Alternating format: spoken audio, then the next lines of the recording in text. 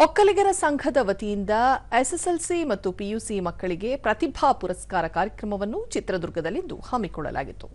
ವಿಧಾನಸಭೆ ವಿರೋಧ ಪಕ್ಷದ ನಾಯಕ ಆರ್ ಅಶೋಕ ಕಾರ್ಯಕ್ರಮ ಉದ್ಘಾಟಿಸಿದರು. ಈ ವೇಳೆ ಸಂಸದ ಗೋವಿಂದ ಕಾರಜೋಳ, ವಿಧಾನ ಪರಿಷತ್ ಸದಸ್ಯ ಕೆಎಸ್ ನವೀನ್, ಆದಿಚುಂಚನಗಿರಿ ಮಠದ ಪ್ರಸನ್ನನಾಥ ಸ್ವಾಮೀಜಿ, ಸಮುದಾಯದ ಮುಖಂಡರು ಉಪಸ್ಥಿತರಿದ್ದರು.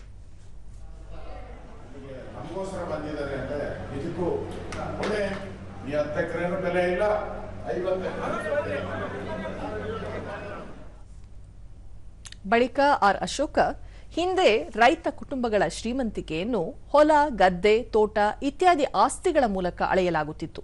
ಈಗ ಹಣ ಮತ್ತು ಆಸ್ತಿಗೆ ಆದ್ಯತೆ ನೀಡುವ ಕಾಲ ಮುಗಿದಿದ್ದು, ಸಮುದಾಯ ಶಿಕ್ಷಣಕ್ಕೆ ಮಹತ್ವ ನೀಡಬೇಕು. ಹೆಣ್ಣು ಮಕ್ಕಳಿಗೆ ಉತ್ತಮ ಶಿಕ್ಷಣ ನೀಡುವ ಅವರು ವೃತ್ತಿ ಜೀವನ ರೂಪಿಸಿಕೊಳ್ಳಲು ಅವಕಾಶ ಕಲ್ಪಿಸಬೇಕು.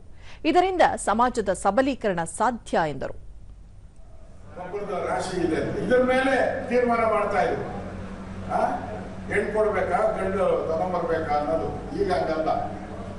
ನಿಮ್ಗೆ ಏನಾಯ್ತೋ ಗೊತ್ತಿಲ್ಲ. ಅವ್ರ ಮನೇಲಿ ಯಾರೋ ಬಡವ್ರ ಮನೆ ಅಂತ ಇಟ್ಕೊಳ್ಳಿ, ಸಣ್ಣ ಗುಡಿಸದಿದ್ರು ಅವ್ರ ಮನೇಲಿ IAS ಆಗಿದ್ರೆ ಎಲ್ಲರೂ ಓಡಿ ಮನೆ ಒಳಗೆ ಕೊಡ್ತಾರೆ.